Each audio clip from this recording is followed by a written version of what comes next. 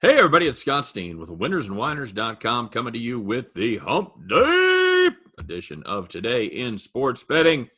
As always, I am joined by the one and only Scott Reichel. Scott, we got the NBA back, sort of, today. Got a couple of games, and we've got some of the big boys jumping into the fray with the conference tournaments. Do you feel the magic? Do you feel the excitement in the air?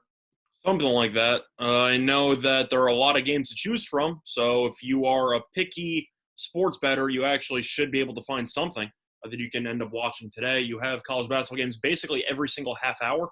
Yeah. You have games starting at 11 a.m., carries all the way through. You have about a 2-hour gap where Syracuse and NC State's pretty much the only game on TV. And then you have pretty much a new game starting every half hour until the end of the day at 10 p.m. That's a pretty good day right there. It's the kind of day that the sports junkies definitely dream about. So we got a couple. We have one ranked team. Doesn't that say a lot about how the big conferences, some of the big conferences were this year, at least at the as far as some of like the second round in the ACC, we got no ranked teams. That just seems weird to me. Definitely unusual. Then again, you have to keep in mind of how many of those teams were ranked at some point in the year before they completely fell apart, which is almost all of them. So that kind of tells you all you need to know about how consistent some of these teams have been or how inconsistent they've been, because a lot of these teams, whether it's Duke, Louisville, North Carolina, Clemson, all these teams, they were ranked at some point, just not right now. Well, Scott, right now there's only one team that's ranked, and who is that? That is Oklahoma. Oklahoma. The Sooners are taking it to the Kansas City, and as they square off, they were the first team out, basically, as they have to play on the first day against the number, I don't know, what is there, 12 teams there's not 11 teams in the Big 12? I can't even remember. I think there's 11 teams in the Big 12. Whatever they are, they're last. It's Iowa State. What a dreadful team this Iowa State Cyclones team is. 2-21 on the season, 8-14 against the number. Scott, that's not good, my friend. That's not good at all. Going up against a 14-9 Oklahoma squad that's 12-10-1 against the number. Is it bad to be 0-18 straight up in conference play? It is bad to be 0-18 straight up in conference play. They are wearing the platinum diamond-crusted sombrero. There are the Iowa State Cyclones. They won 0 games in conference play, and just for grins, they let's see how many. The good news is, Scott, they went 8-9 against the number. So odds makers thought they were even worse than they were. Well, their 2 wins this season came against Pine Bluff and Jackson State. Yeah, quality. That's all you really need to know. Quality opponents right there. But Oklahoma have been a little chilly. Here for the last couple of weeks, Scott. They've lost 4 straight. Straight up, and they have failed to cover their last 5. That's not good. Iowa State, not much better. They had 2 covers back at the towards the end of February, and then they have lost or pushed. They pushed their last game against K-State, and I believe most places had K-State as a smaller favorite. So technically, I think they really lost that one too. I'm just happen to be looking at one that has 5, but I know that was 4.5 almost everywhere. So not good. So is it? Bolton's coming back for Iowa State, so that's good. Well, they kind of needed him for the entire season, especially maybe 4 of him, because apparently one of him wasn't enough, but he's definitely their best player. You know, this is an Oklahoma team that's played Iowa State twice this season, haven't covered yet. Mm-hmm. We know they beat them, but they only beat them by 10 as a 12-point favorite. That was on the road. And then at home, they were a 14-point favorite, beat them by 7.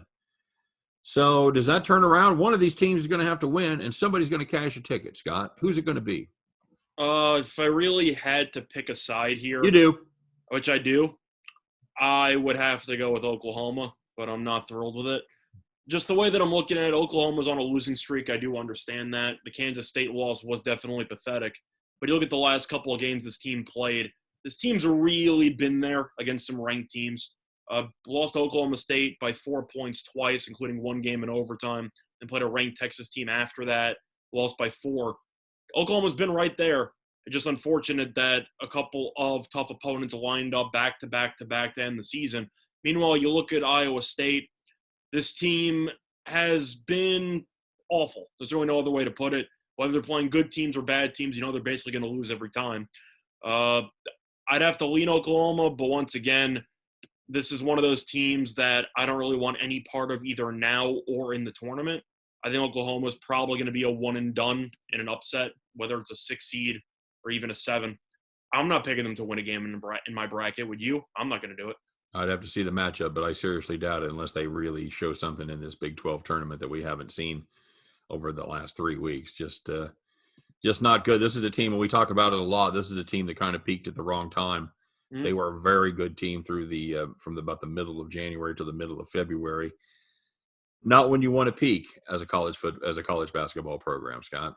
That's not when you want the apex of your skills to show themselves. Iowa State, they peaked during football season, so that it wasn't good for them too, I guess. You know what? Strange things happen in the tournament. I don't blame you if you take Iowa State. I just can't look at myself and see an 0-18 team and just say to myself, I want to take this team. I think based on the fact that they have done well in the regular season, definitely makes them a little bit more appealing. But I've seen Iowa State play. It's one of those things where you're going to turn it on. They're going to take a shot off the side of the backboard, and you're just going to go, why would I ever do this? You know what I mean? I do. Yeah, absolutely right. But you're going to do it.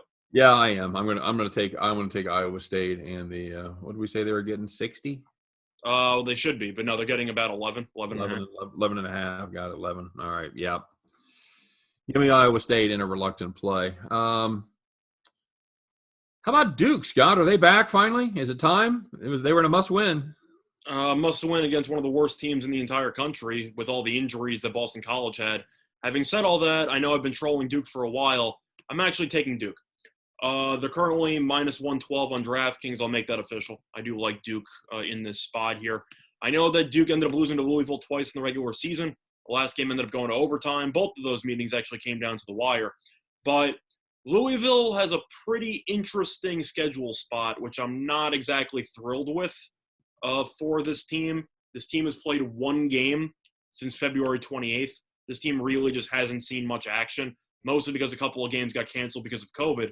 But if you actually look at the matchups here, had a game canceled against Virginia Tech on Wednesday, March 3rd, played Virginia the game after, lost by 10. I thought Virginia would win that game. But at the end of the day, Duke, I think, even though this team is pretty much masters at burning people's money throughout the course of the season, I do think that -2 is a little low. I do think that there will be an avalanche of Duke money, which we have already started to see, as Duke has gone from -1.5 to mostly -2, a couple of 2.5s in there as well. Yep.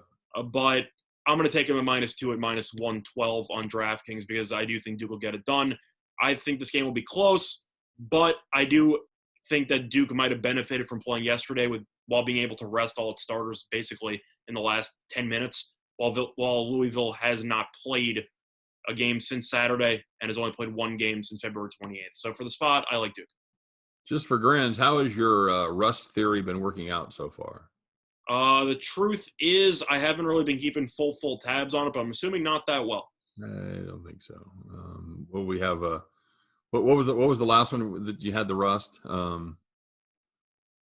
It was Gonzaga, right? Yeah, it was Gonzaga last night.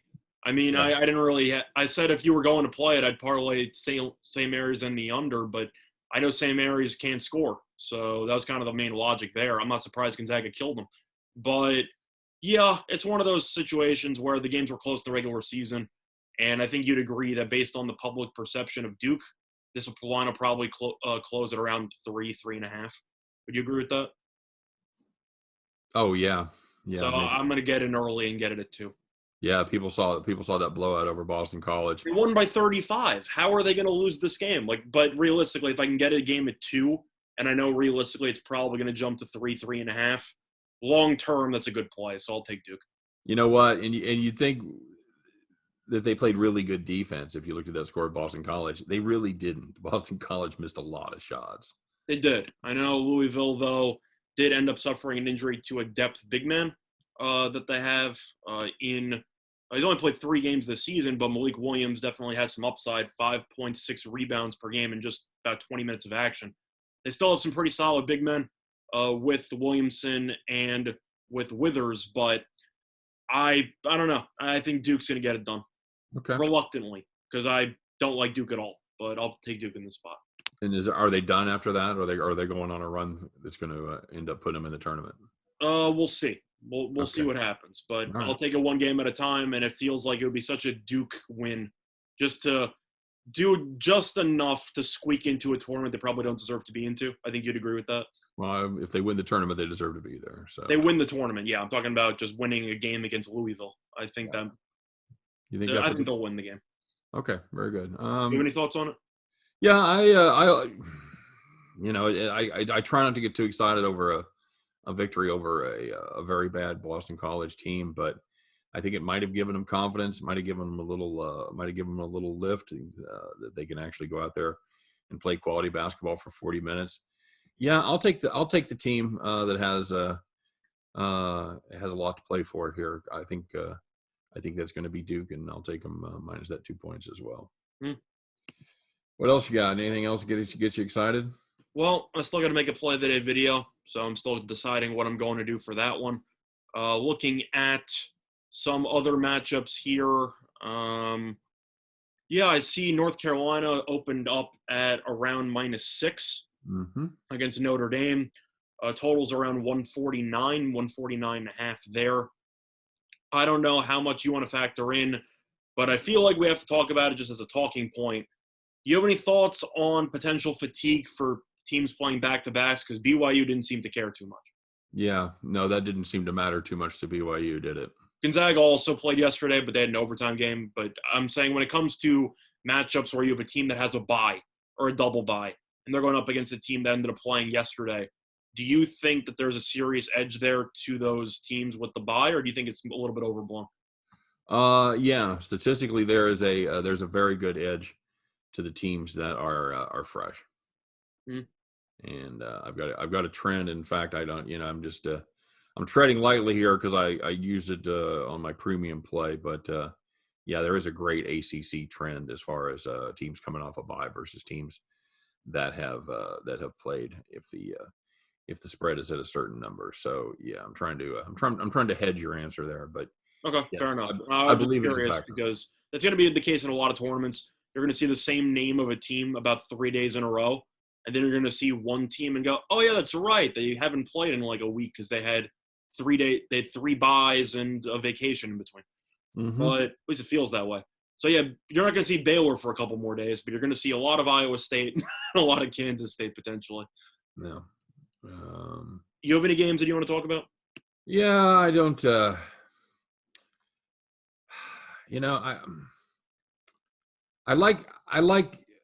tell you what I don't like. I don't like this Loyola Maryland team. It's probably because they're bad. Well, that has a lot to do with the fact they're bad. They're a bad shooting team. They're going up against Army, who's certainly had kind of an up and down season. They've got a couple big wins under their belt. It's going to be a home game for Army, and Army hasn't been great at home. Is my only problem with this. But I'm very tempted by Army in that short number. I really am. I think it's one of the most underrated wins of the season that Army beat Buffalo earlier this season. Yeah, monster game. Absolutely, and it's a low spread. It's at roughly -2. Yeah, I've got it at -2, and that's why I said I'm tempted by that number because this Loyola Maryland team just is not good at all, and they just lost 2 or 3 to Navy, and that's the thing is that it beat Navy in an upset in the tournament, but when you played the back-to-back to end the season, you had 3 straight games against them. Right, there might be a little bit of fool's gold there because you're so familiar with one team that you might end up getting one. Yeah, agreed. What do you think about Colgate -14? Just too many points for you? I like this Colgate team. The truth is, even though Navy was technically the 1 seed in this tournament, no doubt in my mind Colgate was going to win the conference title. It Right. just seemed obvious to me. This team is so much better than everyone else. They burned me earlier this year. Bucknell is a team that is not very good, but it has started to play a little bit better over the last couple of, I can't even say weeks, they've had so many games canceled because of COVID.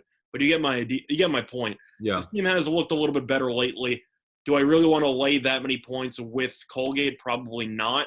Yeah. But I would consider taking the over in that one because Bucknell doesn't exactly play much defense. No, they don't. But the problem is they don't play. They're not bad. They're not bad on offense, but they're not. Yeah, what is it? 154. That seems tall to me. Yeah, I'm just throwing it out there. I like this Colgate team. They shoot 49.5% from the field. They shoot 37.5% from deep.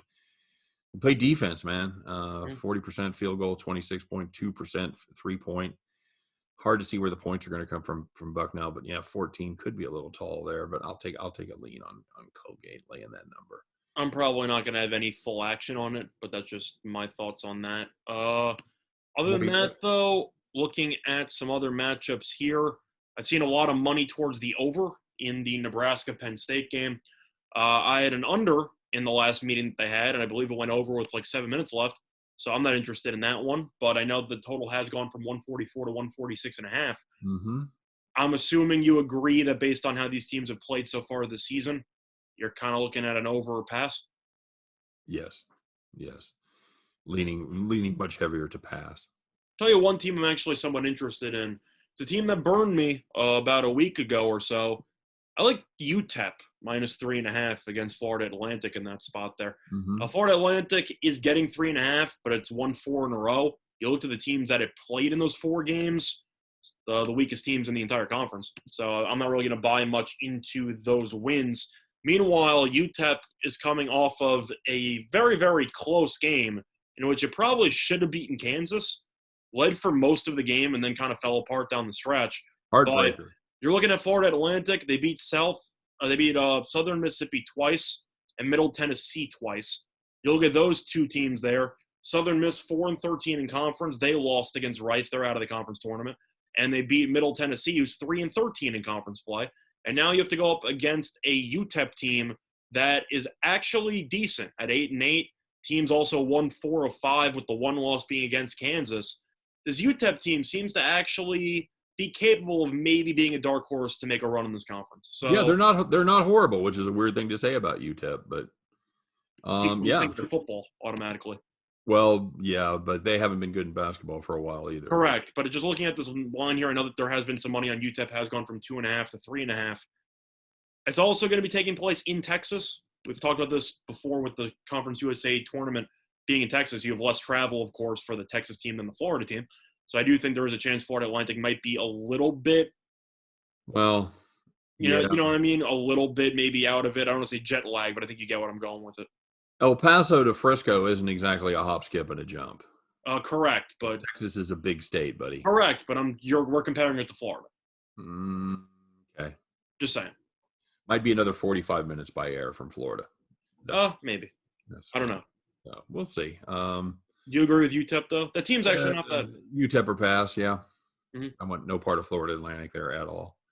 I think looking at anything else. Are you taking TCU against Kansas State or no? Or you're just passing entirely? I have no interest in that game. I'm probably going to pass entirely.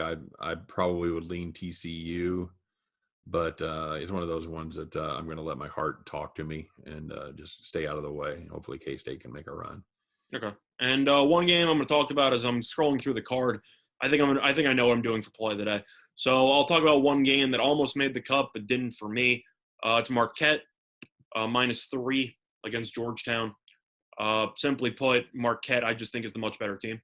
You look at Georgetown so far this season, this team has struggled, and it also lost some players in the middle of the season. So the record, that was earlier in the year, but still some decent contributors ended up leaving.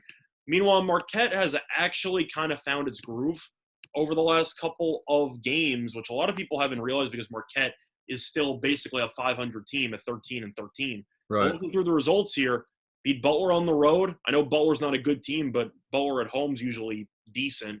Beat North Carolina on the road. Yeah, that's a good win. Lost to UConn on the road. UConn's good. Beat DePaul on the road, and then beat Xavier. Basically killed their tournament hopes. But winning 4 of 5, one loss at UConn, really just seems like Marquette's kind of coming to their own a little bit. Meanwhile, Georgetown, you go through the results here, this team has been night and day on the road compared to home. Yep. And Georgetown, I simply just don't think is very good. And Marquette beat them already earlier this season at Georgetown by more than 3 points. So in a neutral, I'll take Marquette. All right, very good. NBA's back today, Scott. We got a couple of games. We got one on TV, and that is going to be Dallas and San Antonio. What do you got for a number there, my friend?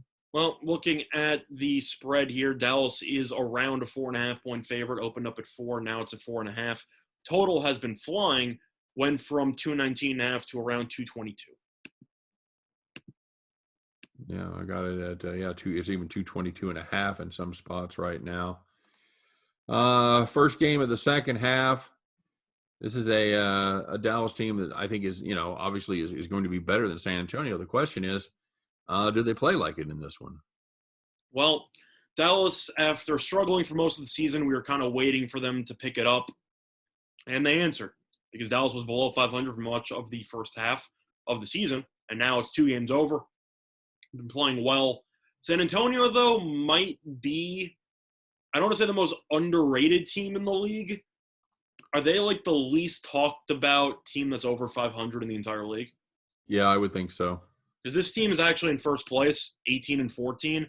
I actually really like the roster. I know that a lot of people can't really name more than 3 people on that team. You have DeRozan, you have Marcus Aldridge, and Aldridge is a lost cause. His career is over at this point. He provides absolutely no value. But DeRozan's been great. DeJounte Murray's really emerged as a very solid point guard. Keldon Johnson's been good. Patty Mills off the bench is always a good option. You still got Rudy Gay off the bench. Lonnie Walker's good. This team really has a lot of pretty good young talent. And Dallas, I think the star talent, of course, is there because you have Doncic and Porzingis. But I don't know if I really want to be laying 4.5 in the first game after an All-Star break. Do you? No, you know what I am gonna do is lean under. This is a Dallas team that's played pretty good defense here lately, with the exception of the Orlando game. But they held OKC to 78, held Brooklyn to 98, which is probably even more impressive than holding OKC to 78. Worth mentioning that Kyrie did not play in that game either. But yes. True. But you know what? You play with who they line up against you, buddy. Just throwing it out that the Nets were nowhere near full strength in that one. Sounds like a Nets homer to me. I'm just being honest. I can't really blame you for the pace perspective because San Antonio ranks 15th in pace. Dallas ranks tied for 18th. So both these teams aren't exactly known for playing track meet style of basketball. If I had to play the total, I'd probably lean over because the 3-point line move tells me somebody probably knows something. But in reality, I don't want to be laying 4.5 in the first game after an All-Star break because I think San Antonio is still undervalued if you look at how this team has played so far this season. Plus, I know that it's off a break. Why would I not be surprised if Porzingis, for some reason, just didn't play in this game? You know, that's what I wanted to see. I wanted to see the injury report to see if Porzingis was on it. I was thinking, you know what I mean? Like, they haven't played in about a week, and yet you're still worried about Porzingis not playing? Hit his head on the limo getting in or something. Mm-hmm. Yeah, I agree. Yeah, I think Dallas is a sucker play. I really do. I think it's the under for me and San Antonio in a pinch. I'm not going to say it's a sucker play, but I'm personally going to lean to San Antonio. All right, very good. Any other interest in the other NBA game? Not really. I mean, you're looking at Washington and Memphis. These teams played each other before the All-Star break. Total's at 238. If you want to take the over, I'm rooting for you because I'm not going to take the under in this game because both teams don't play any defense. But if you wanted to actually place a bet on anything, Westbrook triple-double, I guess. I mean, it's probably going to be in the plus either high 100s or low 200s, maybe even like a plus 275 there. After a layoff there, Westbrook, who's used to going All-Star weekend, wasn't invited this time around. Of course, he didn't deserve to. But I think you can agree that Westbrook might be going into serious stat padding mode in the second half. Yeah, I think you could be absolutely right on that. That's a solid play. All right, buddy. Well, as always, if you're looking for information on these games or any other games, don't forget to stop by and check out winnersandwhiners.com. Full predictions on every game in America every single day, always free. Of course, we wish you guys nothing but the best here. We hope every one of those tickets in your pocket turns into cash money back at the window. For myself, for Scott Reichel, for all of us over here at Winners and Winers, wishing you guys a great day. Have a little fun, make a little money, and we'll be back tomorrow to talk all about it. All right. So you guys take care, and we'll see you next time on Today in Sports Betting. Clip.